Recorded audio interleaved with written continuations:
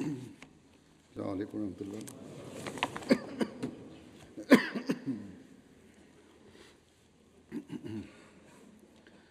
أشهد أن لا إله إلا الله وحده لا شريك له وأشهد أن محمدا عبده ورسوله أما بعد فأعوذ بالله من الشيطان الرجيم بسم الله الرحمن الرحيم الحمد لله رب العالمين الرحمن الرحيم مالك يوم الدين إياك نعبد وإياك نستعين اهدنا الصراط المستقيم صراط الذين أنعمت عليهم غير المغضوب عليهم ولا الضالين.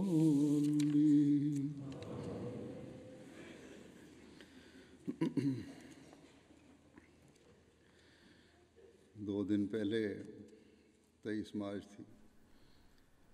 2 jours auparavant, nous étions le 23 mars. Le 23 mars qui est un jour important au sein de la Jamaat Ahmadiyya.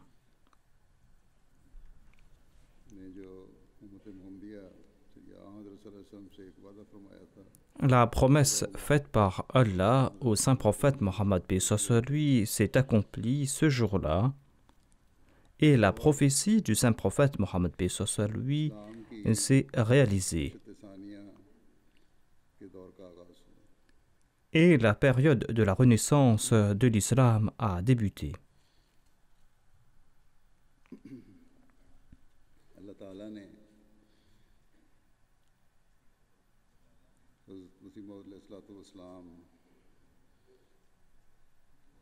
Allah a donné la permission à Mirza Ghulam Ahmad de Qadian de se proclamer le Messie promis et le Mahdi promis ce jour-là.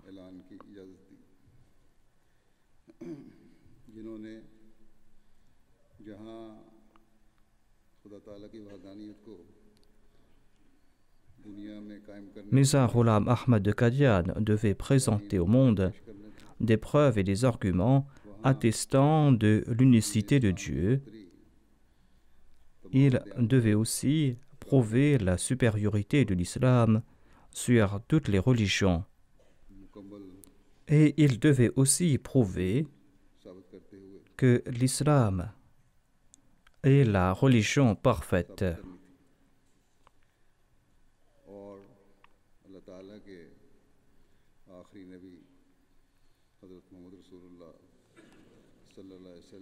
Et il devait remplir les cœurs des hommes de l'amour pour le dernier prophète, le saint prophète Mohammed Mustafa sallallahu alayhi wa sallam. Ainsi, aujourd'hui, nous sommes parmi ces personnes chanceuses qui font partie de la Jamaat du Messie promis.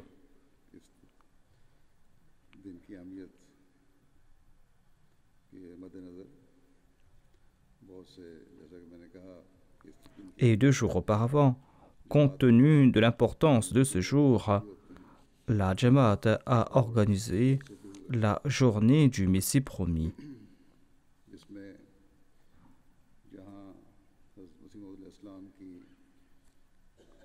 Et dans ces rencontres, l'on évoque le but de l'avènement du Messie promis alayhi salam, et on évoque aussi l'établissement de sa Jamaat.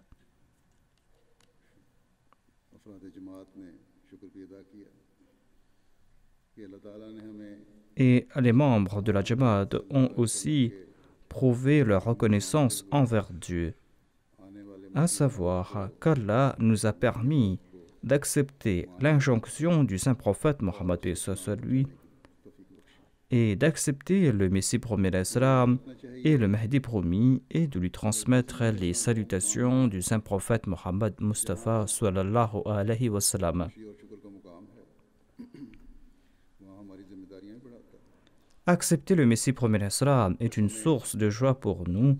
Nous devons aussi prouver notre reconnaissance envers Allah pour ce faire, mais cela accroît aussi nos responsabilités. Nous devons reconnaître nos responsabilités et les assumer. हमारी जिम्मेदारियां Quelles sont ces responsabilités? जिनकी Cette responsabilité, c'est de perpétuer les œuvres pour lesquelles le Messie promis l'Islam a été envoyé. शुमार हो सकते हैं जिन्होंने Et c'est là que nous pourrons être de ceux qui, ayant accepté le Messie promis l'Islam, आने वालों में nous avons bâti une nouvelle terre et un nouveau ciel. के लिए हमें हज़रत मसीह मौऊद अलैहिस्सलाम Ainsi, देखना होगा afin de comprendre ces responsabilités, nous allons devoir nous tourner vers le Messie promis l'Islam, और हमने à savoir quels étaient les objectifs de son avènement et jusqu'à quel point avons-nous compris ces objectifs उनको आगे et jusqu'à quel point les avons-nous atteints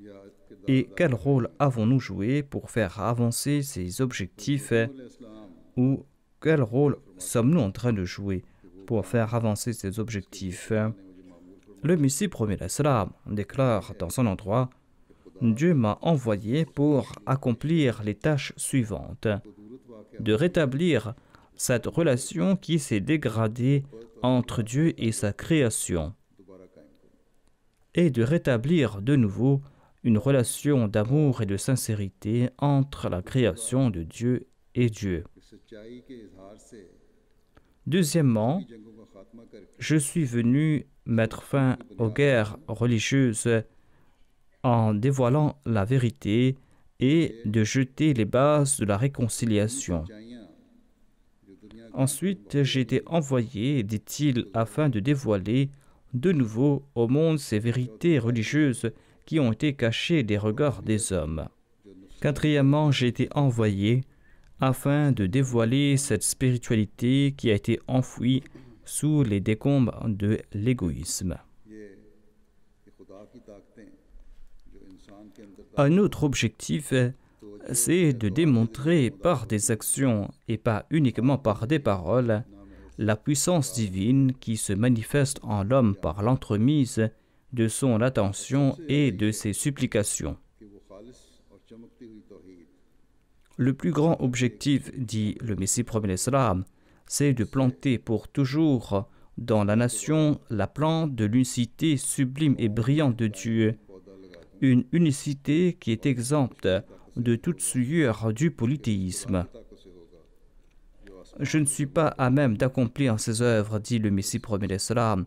Elles le seront accomplies par l'entremise du pouvoir du Dieu des cieux et de la terre. माने की जरूरत है Ainsi, dans ses écrits, le Messie promis l'Islam a évoqué 7 points fondamentaux et importants qui sont essentiels à notre époque. फरमाया Il a mentionné ainsi, en bref, ses objectifs. तो जाहिर है Étant donné qu'il affirme qu'Allah lui a envoyé pour accomplir cette œuvre, il est évident que अपने अंदर पैदा करके ses disciples इस्लाम की doivent adopter ces principes और जिंदा et vont devoir montrer au monde la beauté de l'islam et de démontrer que l'islam est une religion vivante. पहला फर्ज है कि खुदा ताला से सबसे बड़ा Ainsi, notre premier devoir खुदा ताला से est de grandir dans notre relation avec Dieu. खुदा Notre grand devoir, c'est de renforcer ce lien que nous avons avec Dieu. दीन से ताल्लुक और मोहब्बत और इखलास में बढ़े Nous allons devoir grandir dans cette relation avec Dieu, dans cette relation avec son prophète et sa religion, dans notre amour et notre fidélité à leur égard. nous allons devoir informer le monde qu'avec l'avènement du Messie premier l'Islam, les guerres religieuses ont pris fin. Voilà un des objectifs du Messie premier l'Islam. Et Dieu a envoyé le Messie premier l'Islam, le serviteur fidèle du saint prophète Mohammed, paix soit sur lui, en portant le manteau de tous les prophètes afin d'unir l'humanité.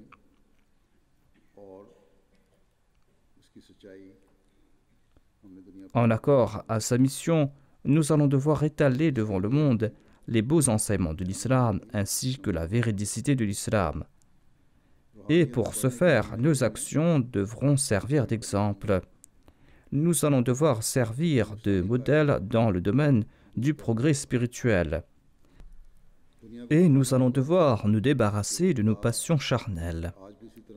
Nous allons devoir montrer au monde que Dieu exauce les prières aujourd'hui encore et qu'il répond à ses serviteurs choisis et à ses envoyés, tout comme ce fut le cas dans le passé, et qu'il console les cœurs de ses serviteurs choisis. Nous allons devoir informer le monde que Dieu est unique. Toute chose est vouée à disparaître, seule sa personne existera pour toujours, seule sa personne est éternelle. Ainsi donc, notre salut réside dans notre lien avec ce Dieu unique et éternel. Quand nous célébrons la journée du Messie promis, le 23 mars, nous allons devoir analyser ces faits. Nous allons devoir analyser ces faits que le Messie promis l'Islam était venu engendrer en nous. Nous qui sommes ses disciples, sommes-nous en train de respecter ses injonctions? Sommes-nous en train de faire des efforts pour apporter en nous cette révolution? En de nombreux endroits, le Messie promis l'Islam a évoqué le but de son avènement. Je vous présente certains extraits des dires du Messie promis l'Islam. Il affirme à une occasion: le but de ma mission est de transmettre le message suivant à l'humanité, à savoir la vraie religion, celle-là même qui plaît à Dieu et celle qui est présentée par le Saint-Coran, et la porte du salut et la parole La ilaha illallah Muhammadur Rasulullah. Le Messie promis l'Islam déclare dans un autre endroit: écoutez ces paroles avec votre cœur. Quel est le but principal de mon avènement? Le but principal de mon avènement est uniquement la renaissance de l'islam et le soutien en faveur de l'islam. Ne croyez pas que je suis venu apporter une nouvelle charia ou pour présenter de nouveaux commandements ou qu'un nouveau livre a été révélé. Certainement pas. Si une personne entretient pareille opinion, eh bien, elle s'est égarée très loin, selon moi. Elle n'a point de foi. La charia et la naboua sont arrivées à leur apogée par l'entremise du saint prophète, paix soit sur lui. Il ne peut y avoir à présent d'avoir de nouvelles charias. Le Saint-Coran est le sceau des livres célestes et le dernier des livres célestes. On ne peut y ajouter ou retirer un seul point. Or, il n'est point de doute que les bénédictions et les faveurs du Saint-Prophète ainsi que les fruits des préceptes de la direction du Saint-Coran n'ont point tari. À toute époque, ils sont vivaces. Dieu m'a envoyé afin de prouver l'existence de ses faveurs et de ses bénédictions. L'état de l'islam est évident, dit le Messie promet l'Islam. Les musulmans sont victimes de toute forme de faiblesse et de toute décadence. Leurs propos n'accompagnent pas leur cœur. L'islam est devenu orphelin. Dieu m'a envoyé dans cette situation afin que j'aide l'islam et afin que je sois à sa tête. Il m'a envoyé conformément à ses promesses. car il affirme Inna nahnu nazzalna dhikra wa inna lahu lahafidhun. À savoir, nous avons révélé ce rappel et nous en serons les protecteurs.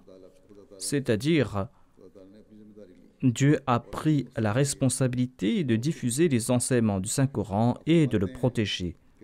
C'est pour cet objectif qu'il a envoyé le Messie premier l'Islam. Le Messie premier l'Islam déclare s'il n'accordait pas son soutien et sa protection à présent, eh bien quand le fera-t-il? L'état de l'islam au cours de ce 14e siècle est similaire à son état à Badr, à propos duquel Allah déclare وَلَقَدْ نَصَرَكُمُ اللَّهُ بِبَدْرٍ وَلَقَدْ نَصَرَكُمُ اللَّهُ بِبَدْرٍ وَأَنْتُمْ أَذِلَّةٌ. C'est-à-dire, en vérité, Allah vous a déjà secouru à Badr lorsque vous étiez faible. Ce verset se basait sur une prophétie, dit le Messie premier l'Islam. Lorsque, au cours du 14e siècle, l'islam sera dans un état de faiblesse, Allah accordera son soutien d'accord à cette promesse de protection. Pourquoi donc vous étonnez-vous qu'il accorde son soutien à l'islam? Je ne m'attriste point du fait que l'on m'a traité d'antéchrist ou de fiefé menteur, qu'on m'a accusé à tort et à travers, car on devait me traiter de la même manière qu'on avait traité les prophètes du passé. Je devais moi aussi faire partie de cette ancienne sunna. En évoquant le but de l'avènement du Messie promis, il déclare dans un autre endroit « Mon avènement comprend deux buts, de faire en sorte que les musulmans marchent sur la voie de la taqwa véritable et de la pureté, qu'ils soient de vrais musulmans selon la définition que fait Dieu de ce terme. Je suis aussi venu briser la croix pour les chrétiens, afin qu'ils ne voient plus leur faux Dieu, et pour que le monde l'oublie complètement, et afin qu'ils adorent le Dieu unique. Pourquoi ces gens se sont-ils soulevés contre moi en ayant pris connaissance de ces objectifs? Qu'ils sachent que toute œuvre qui s'accompagne d'hypocrisie et d'une vie faite de la souillure de ce monde, eh bien, cette œuvre est détruite par ce poison. L'imposteur remporte-t-il jamais du succès? Inna Allaha la yahdi man huwa musrifun kadhab. En vérité, Allah ne guide pas celui qui est un transgresseur et un grand menteur. Le mensonge du menteur suffit pour causer sa destruction. Or, l'œuvre accomplie pour la gloire de Dieu et pour manifester et prouver les bénédictions de son prophète, eh bien, la plante mise en terre par la main de Dieu, quant à eux, sont protégés par Dieu. Qui pourra les détruire? Sachez que si ma communauté n'était qu'un vain commerce, elle aurait disparu depuis fort longtemps. Or, si elle est de la part de Dieu, et certainement elle vient de la part de Dieu, eh bien, elle progressera même si le monde entier s'oppose à elle, elle sera protégée par des anges. Inch'Allah.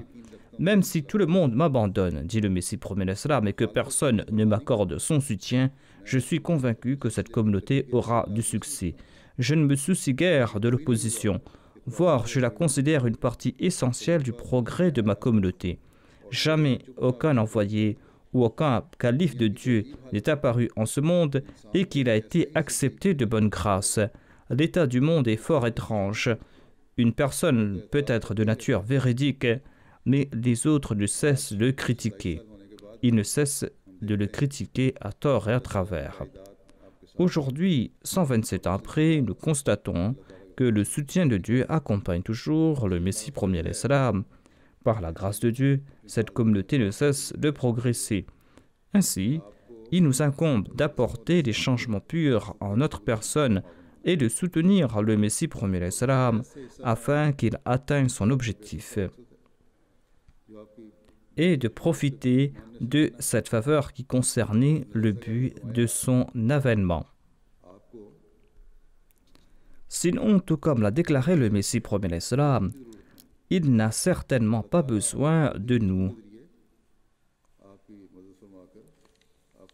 Allah pourra lui accorder son soutien à travers des anges et pourra faire progresser sa communauté.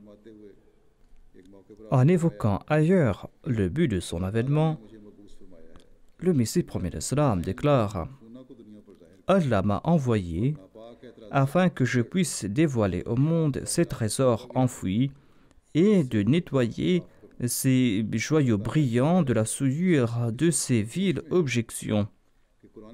Le sens de l'honneur de Dieu est en plein émoi. Allah désire débarrasser l'honneur du Saint-Coran des objections des viles ennemis.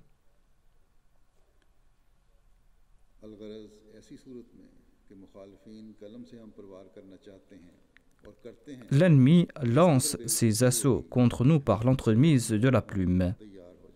Ce sera de la pure sottise que de tenter de le combattre à coups de bâton en pareille occasion. Je vous l'annonce haut et fort, si en pareille situation, quelqu'un tente de répondre à l'ennemi en ayant recours aux armes, eh bien, il ternira l'image de l'islam. L'islam ne préconise pas le recours aux armes sans aucune raison.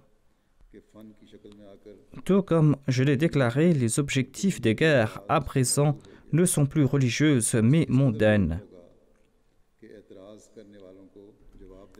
Ce sera là un très grand crime que de prendre les armes contre celui qui soulève les objections contre l'islam. Avec le passage du temps, la guerre a changé de forme. Il est essentiel à présent d'user de son cœur et de ses facultés mentales et de se purifier l'âme. Il est essentiel tout d'abord d'user de son cœur, de ses facultés mentales et de se purifier l'âme et d'implorer le soutien de Dieu et le triomphe de sa part en ayant recours à la droiture et la taqwa. C'est là une loi immuable de Dieu, c'est un principe établi de Dieu. Les musulmans ne remporteront point de victoire et le succès rien qu'en ayant recours à de vaines paroles dans leur lutte. Allah n'a que faire des fanfaronnades et des vaines paroles. Il désire la taqwa véritable et il souhaite voir la vraie pureté, tout comme il l'affirme « Inna Allaha ma'al ladhina taqaw wal ladhina hum muhsinoun ». Ainsi, nous devons faire naître en nous la taqwa, afin d'informer le monde des beaux enseignements de l'islam. Nous devons informer les musulmans que la diffusion de l'islam est liée à la taqwa. Ainsi, au lieu de commettre davantage d'atrocités, qu'ils fassent naître en leur personne la taqwa.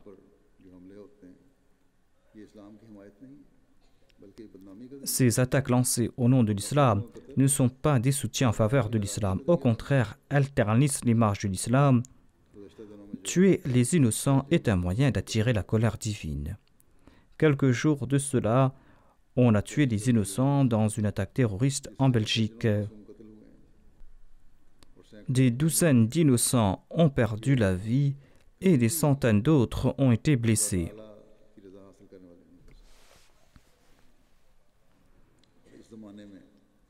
Jamais pareils actes n'attireront le plaisir de Dieu. À pareille époque, quand le Messie premier d'Islam nous a expliqué clairement que se battre au nom de la religion est interdit. Pareilles actions sont en train d'attirer la colère divine. Et personne ne peut affirmer qu'il n'a pas reçu ce message.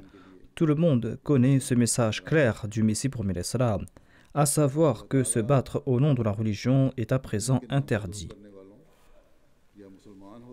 Qu'Allah accorde le discernement nécessaire à ceux qui commettent ces atrocités au nom de la religion, ou à ces musulmans qui commettent ces atrocités,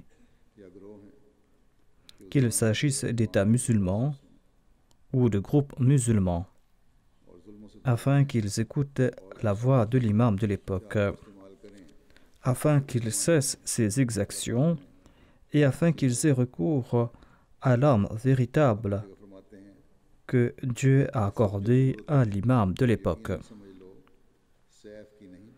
Le Messie premier d'Islam déclare dans un endroit « Aujourd'hui, nous n'avons point besoin de l'épée, mais de la plume. » Nos détracteurs ont semé des doutes à propos de l'islam. Ils ont voulu s'attaquer à la vraie religion d'Allah en ayant recours à des sciences et à des subterfuges. Allah m'a enjoint de prendre l'arme de la plume. et de descendre dans ce champ du progrès scientifique et intellectuel et de montrer le miracle de la bravoure spirituelle et la force intérieure de l'islam. Comment aurais-je pu être à même de mener cette lutte? Ce n'est que par la grâce de Dieu et ce n'est que par le truchement de ses faveurs infinies qu'il souhaite dévoiler l'honneur de sa religion par l'entremise d'un homme aussi simple que moi. Un jour, dit le Messie promet l'islam, j'ai dénombré ces objections et ces attaques de nos adversaires à l'encontre de l'islam. Selon mon estimation, il y avait environ 3000 objections. Or, le nombre a augmenté davantage aujourd'hui, dit le Messie promet l'islam.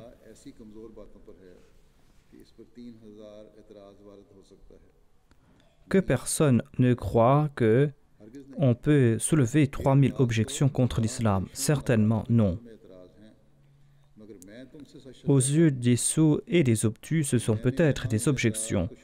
Or, en dénombrant ces objections, j'ai aussi réfléchi à leur sujet.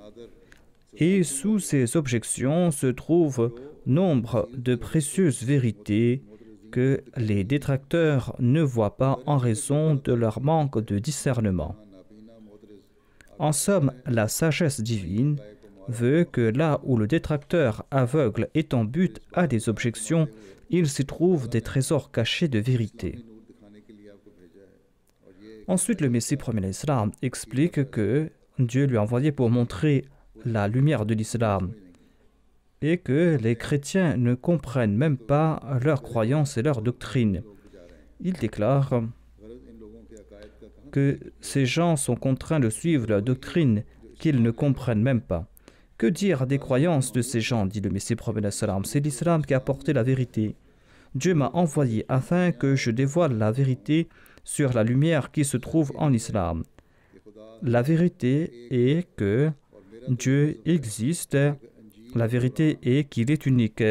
Je crois quant à moi que même si les évangiles, le Coran et les autres écritures célestes n'étaient pas révélées, eh bien l'unicité de Dieu sera prouvée car ces marques sont présentes dans la nature humaine. Affirmer que Dieu possède un fils signifie être convaincu de la mort de Dieu, car le fils est là pour servir de rappel. Si Jésus est le fils de Dieu, est-ce que cela signifie que Dieu va un jour mourir? En bref, dans leur croyance, les chrétiens n'ont accordé aucune grandeur à Dieu, ni aucune valeur aux aptitudes de l'homme. Ils acceptent des croyances qui ne jouissent pas du soutien de la lumière céleste. Y a-t-il un seul chrétien qui pourra montrer des miracles? Y a-t-il un seul chrétien qui pourra montrer, grâce à sa foi, les signes des croyants? Seul l'islam détient cette excellence et cet honneur, à savoir qu'il est accompagné des signes du soutien divin à toute époque. Dieu n'en a pas privé l'époque actuelle. J'ai été envoyé afin de montrer ces signes de soutien qui sont l'apanage de l'islam. Béni soit celui qui vient prendre la vérité de moi avec le cœur sincère. Béni soit celui qui accepte la vérité en la voyant. En réfutant les croyances erronées des musulmans, la croyance à savoir que Jésus-Christ est vivant au ciel, en leur dévoilant la vérité à ce sujet, le Messie promet l'islam déclare « Dieu m'a envoyé afin que je déracine cette croyance erronée que les chrétiens ont fait naître chez les musulmans. » Il déclare « Le Saint-Coran nous présente les faits réels et convaincants quant au fait que Jésus-Christ a été descendu vivant de la croix et qu'il était toujours vivant suite à cet incident. Malheureusement, en sus des autres malheurs qui ont frappé l'islam au cours de ces 1000 dernières années, cette question aussi est tombée dans l'obscurité. Malheureusement, les musulmans ont cru que Jésus-Christ a été élevé physiquement au ciel et qu'il en descendra quand le jour de la résurrection se rapproche. Or, Allah m'a envoyé au cours de ce 14e siècle afin que je dissipe ces erreurs internes qui se sont glissées chez les musulmans et que je dévoile la vérité de l'islam au monde. Et afin que je réponde aux critiques lancées de l'extérieur contre l'islam, et afin que je mette à jour la réalité des fausses religions, en particulier celle de la religion chrétienne, afin que je débarrasse le monde de cette croyance hautement dangereuse pour l'homme. Une croyance dont les dangers entravent l'épanouissement et le progrès des aptitudes spirituelles de l'homme. À une occasion, le Messie prophète l'Islam a déclaré à propos de Jésus, à savoir quelle est la nécessité de l'avènement de Jésus à notre époque. Mis à part les autres raisons, son avènement est aussi nécessaire en raison de la ressemblance entre la nation de Moïse et celle du saint prophète Mohammed, paix soit sur lui. En raison de la ressemblance entre la nation de Moïse et celle du saint prophète, eh bien, l'avènement de ce Messie est nécessaire. Jésus-Christ est apparu 14 siècles après Moïse. Le Messie prophète l'Islam déclare « Moi, je vous présente un précédent du second avènement de Jésus. Or, ceux qui affirment que Jésus devra venir en personne doivent aussi présenter un précédent. S'ils ne peuvent le faire, et certainement ils ne pourront le faire, pourquoi donc ces inventions ? Pourquoi ces inventions, dit le Messie prophète l'Islam, évitez ces affabulations, car elles mènent vers la voie de la destruction. La colère divine a frappé les Juifs parce qu'ils ont rejeté un prophète de Dieu. Et en raison de ce rejet, ils ont pris une métaphore au pied de la lettre.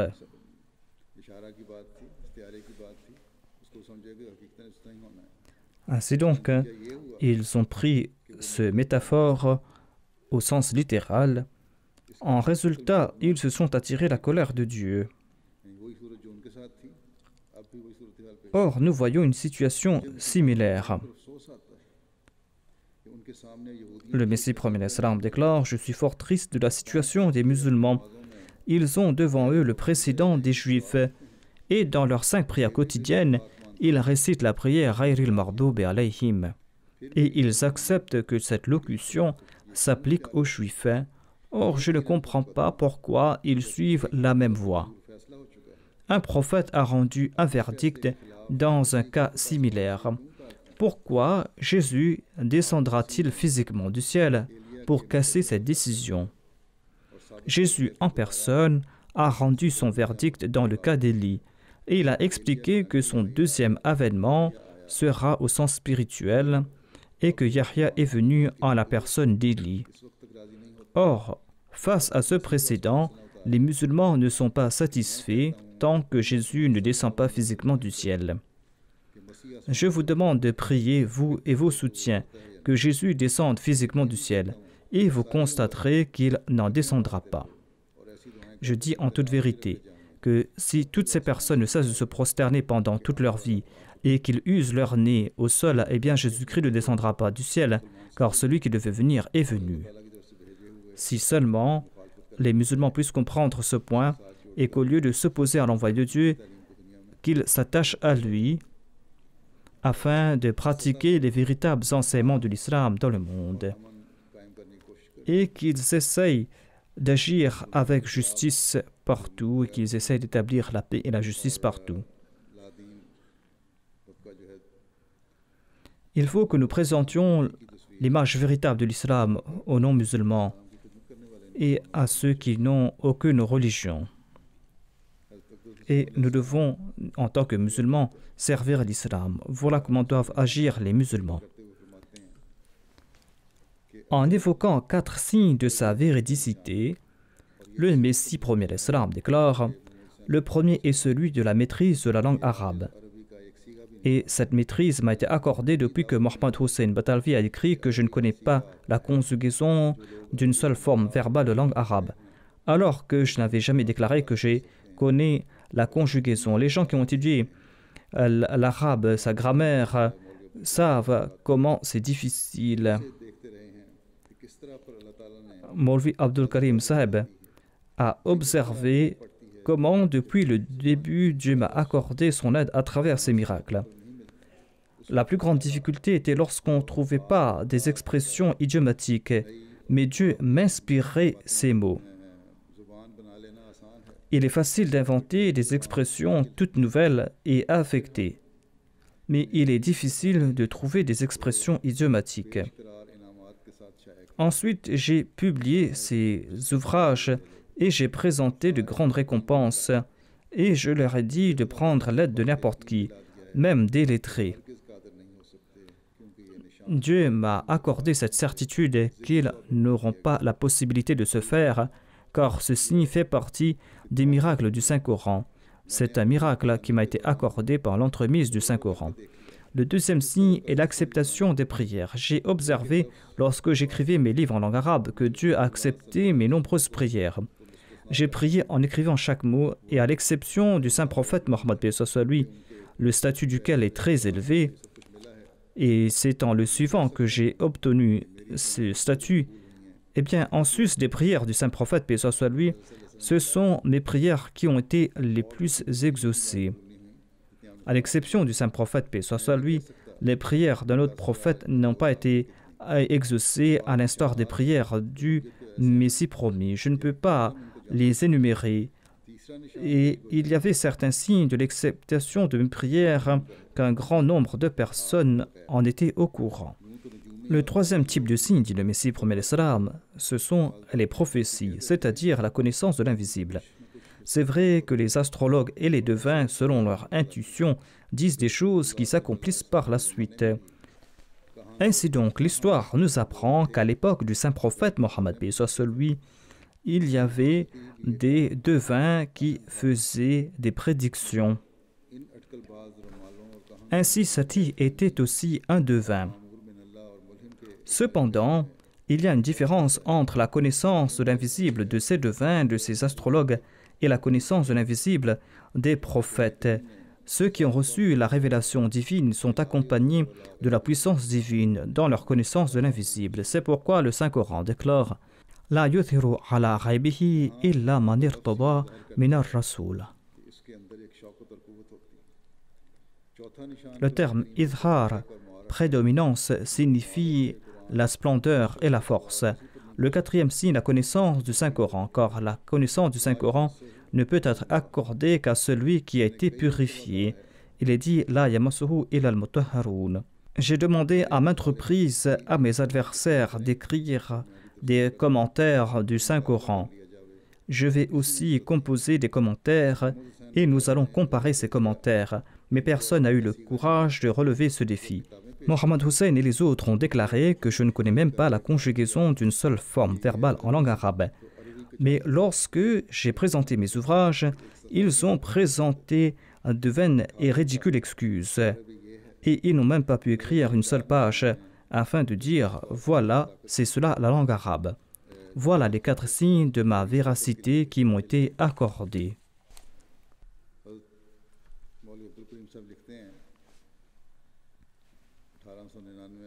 Le 17 août 1899, Hazrat Maulvi Abdul Karim Saeb a écrit « Quelques jours de cela, une personne des Baréli a envoyé une lettre au Messie promis l'Islam et lui a demandé s'il était bien le Messie promis qui a été prédit dans les hadiths du saint prophète. Il a dit « Veuillez écrire la réponse en jurant au nom de Dieu. » Maulvi Abdul Karim a déclaré « J'ai répondu à cette lettre comme je l'ai fait comme d'habitude. J'ai pris 2 phrases de l'ouvrage Tirakul Qulub pour lui répondre. Mais cette personne n'était pas satisfaite. Cette personne s'est adressée à moi et a déclaré que je désire que Mirza Saheb écrive de sa plume en jurant qu'il est bien le Messie promis qui a été mentionné dans les hadiths. Après la prière du soir, j'ai présenté une feuille et une plume au Messie promis l'Islam. Et je lui ai dit, voilà ce qu'a écrit cette personne. Le Messie promet l'Islam a aussitôt commencé à écrire ces quelques lignes. Le Messie promet l'Islam a écrit, j'ai déjà écrit la déclaration ci-dessus en jurant dans plusieurs de mes ouvrages. Et maintenant, je jure devant l'être qui détient ma vie entre ses mains que je suis ce même Messie promis qui avait été prédit par le saint prophète Mohammed lui dans les hadiths authentiques du recueil Bukhari, Muslim et dans les autres livres authentiques des hadiths. Wakafa billahi shahida. Allah suffit comme témoin. Et le Messie promet l'Islam a signé Mirza Ghulam Ahmad Afa'allahu anhu wa ayyadahu le 17 août 1899. Maulvi Sahib relate: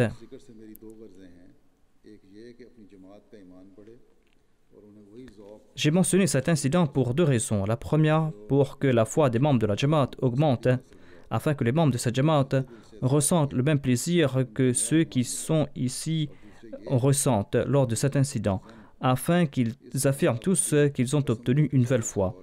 Et la deuxième raison, c'est afin que les opposants et ceux qui ont des doutes réfléchissent à ce sujet et afin qu'ils se demandent: est-ce possible qu'un menteur soit doué d'une telle éloquence et qu'il puisse avoir le courage de jurer ainsi au nom de Dieu? Allahu Akbar, Allahu Akbar.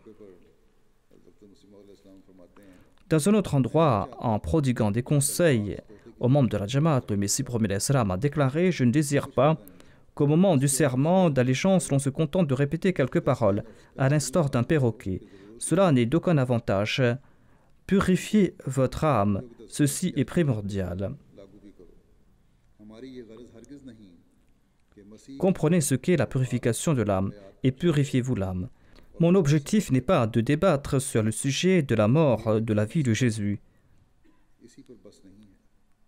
Ceci est une question mineure.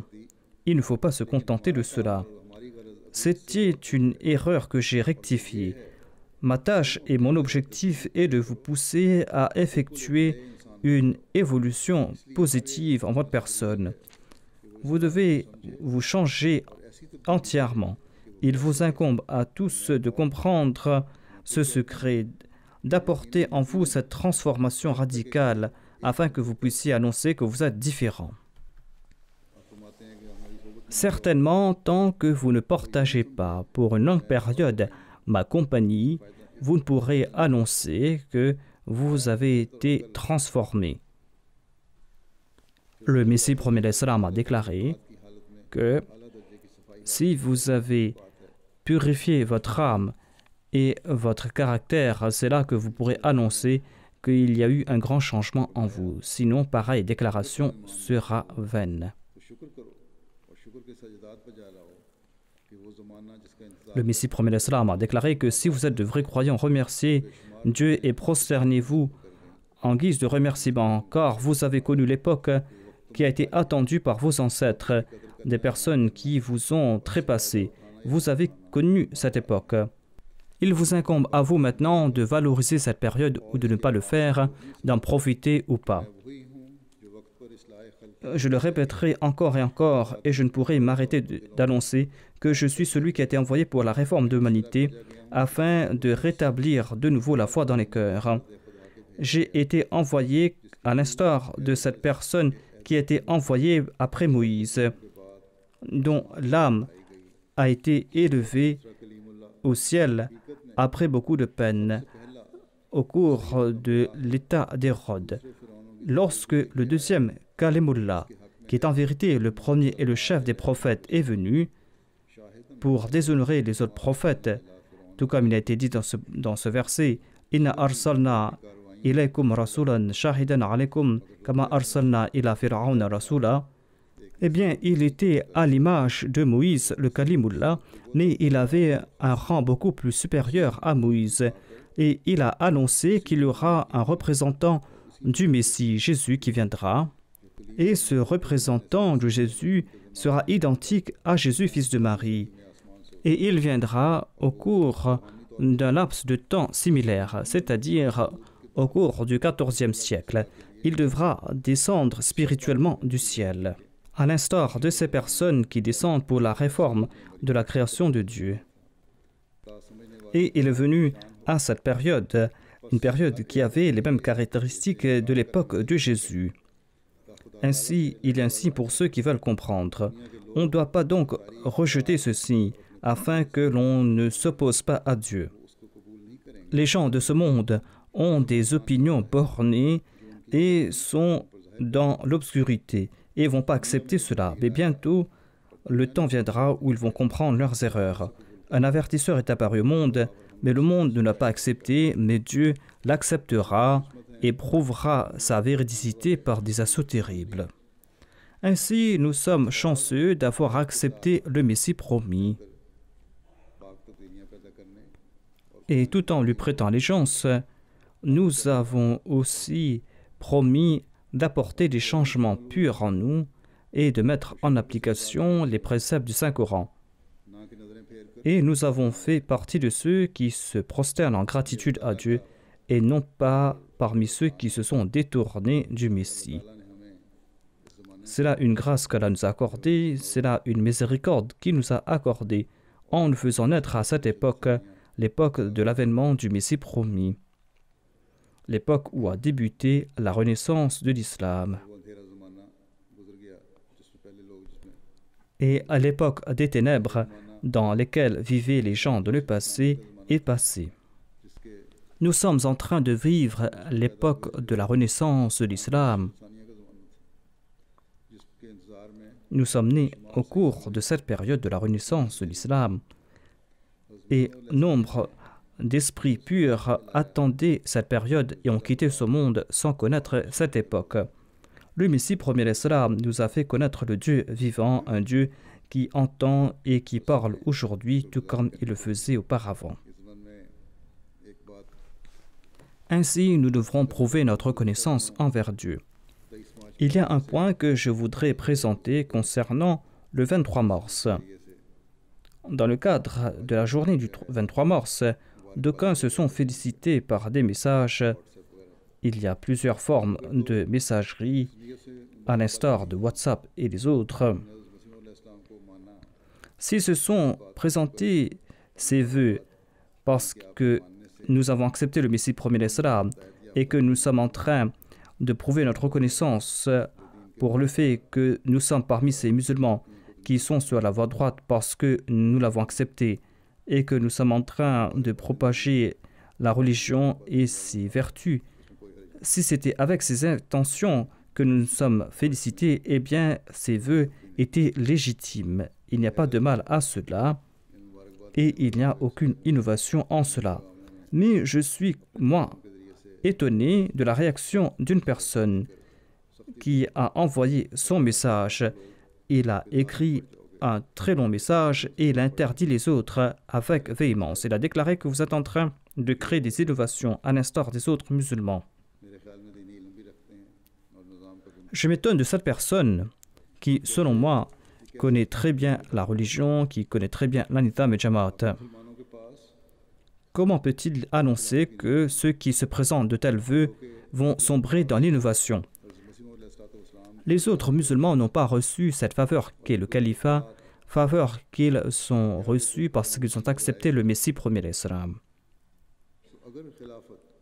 Si le calife verra qu'il y a une innovation ou qu'il y a une pratique condamnable, eh bien, si ce califat est authentique et véridique, eh bien, il arrêtera pareille action condamnable, Inch'Allah.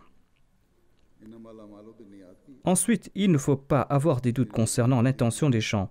Innamal a'malu binniyat, comme le dit ce hadith. Il se peut qu'une personne ait fait cette annonce avec de bonnes intentions. Cette personne doit aussi se placer derrière le bouclier du califat quand il fait des annonces. Il ne doit pas tenter de dépasser le califat. Celui qui tentera de le faire va s'égarer, qu'il le sache. Préservez l'unité. N'essayez pas d'imposer votre opinion sur les autres, sur les membres de la Jamaat. Je cite un exemple dans le cas de pareilles personnes.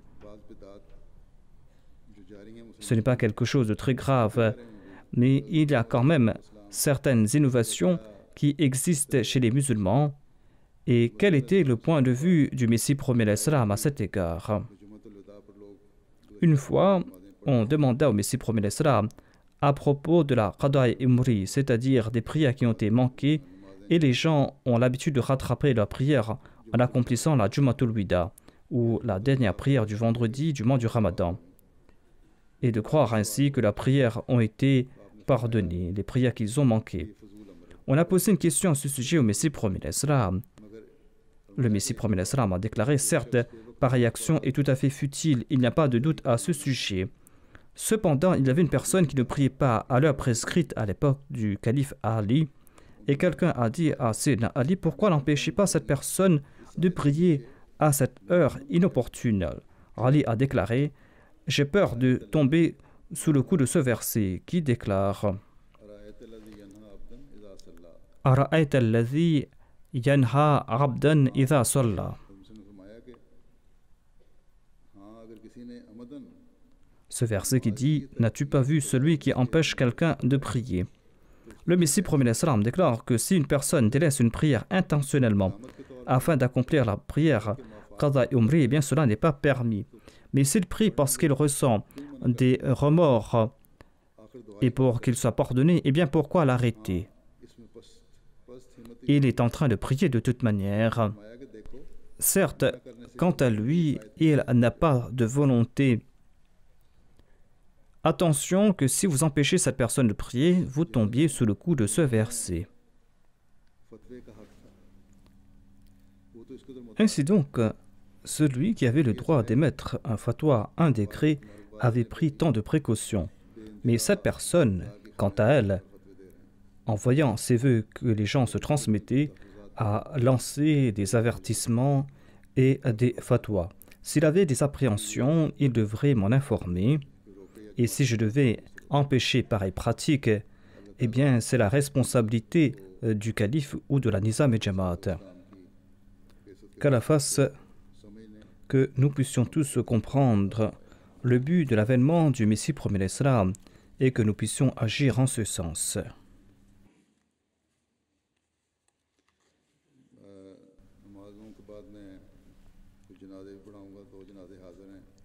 Après les prières, je vais diriger la prière funéraire de 2 personnes dont les dépouilles sont présentes. Il y aura la prière funéraire de Mokarama Mahmouda Sadi Sahiba, qui était l'épouse de Muslim Uddin Saadi Sahib.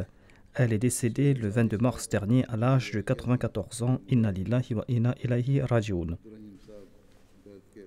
Muslim Uddin Saadi Sahib était le frère de Mokaram Abdurrahim Dard Sahib, qui fut l'imam de la mosquée de Londres et qui avait accompli de grandes œuvres ici.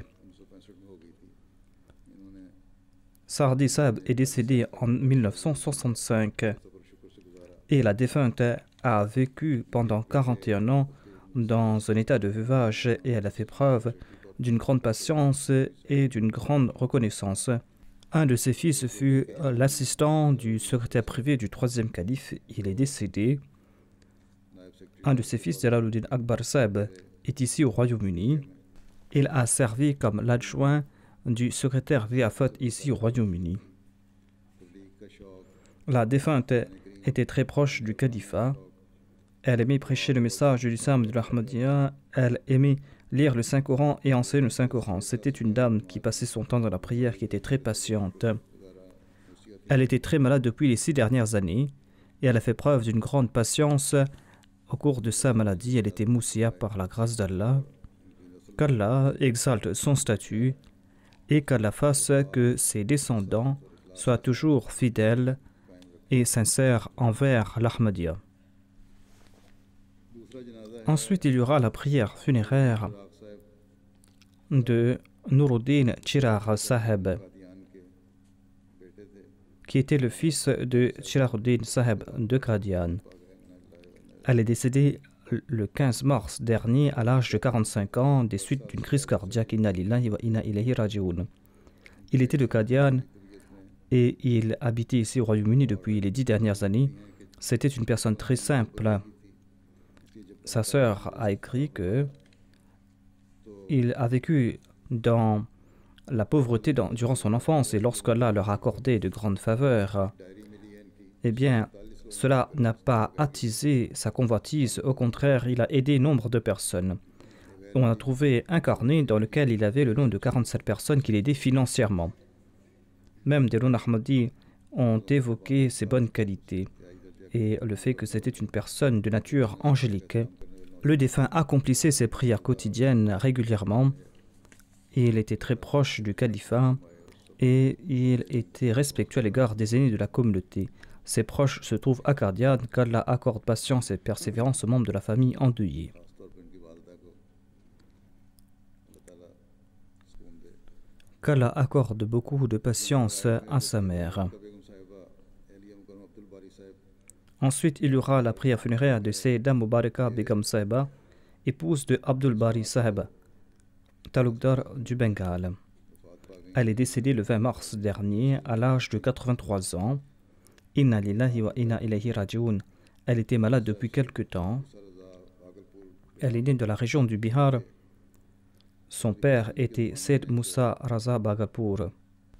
Il a accepté l'Ahmadiyya à l'âge de 15 ans à l'époque du deuxième calife. इनकी शादी अब्दुल बारी साहब La défunte s'est mariée par la suite à Abdul Bari Sahib वहाँ de l'est du Pakistan. तकसीम हिंदुस्तान के बाद वहाँ चले गए ये लोग और Ce fut après la partition de l'Inde. बारी साहब Donc ils se sont établis à l'est du Pakistan. कैद की थी। Et Abdul Bari Sahib avait lui accepté l'Ahmadiyya à l'époque du deuxième calife en 1946. बारी साहब Et après la formation du Bangladesh, ils se sont établis à Rabwa. Et pendant 20 ans, l'époux de la défunte a travaillé dans le dispensaire homéopathique de l'hôpital Fazl Umar. खालिक साहब बंगाली भी हैं। Abdul Khalik Bengali Sahib est un des fils de la défunte. Il est ici au Royaume-Uni et il est très connu au sein de la Jamaat d'ici. Il sert beaucoup la Jamaat. खाने के लिए अपनी बीवी के समेत रवा भिजवा दिया था। Abdul Bari Sahib a envoyé son épouse et ses enfants à Rabwa pour qu'ils apprennent la langue ourdou. मशरकी पाकिस्तान था, बड़े अच्छे आसाइश की ज़िंदगी गुजार रही थी। Le Bangladesh कुछ अकल मौजूद s'appelait le Pakistan de l'Est. Eh bien, ils étaient dans une très bonne situation financière là-bas.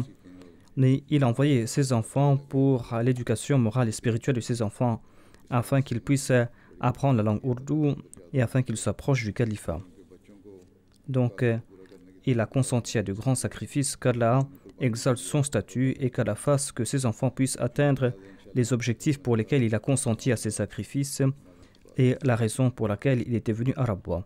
Je vais diriger ces 3 prières funéraires, Inch'Allah, après les prières de Jumu'ah.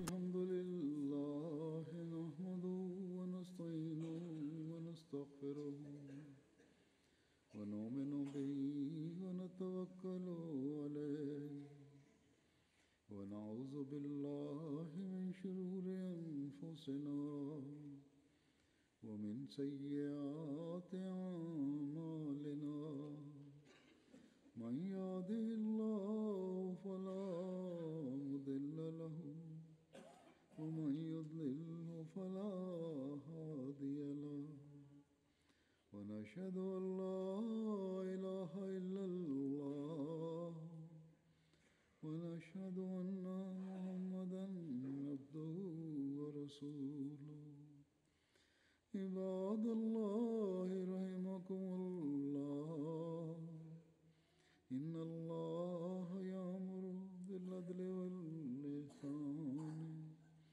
وإيتاء ذي القربى وينهى عن الفحشاء والمنكر والبغي يعظكم لعلكم تذكرون اذكروا الله يذكركم وادعوه يستجب لكم ولذكر الله أكبر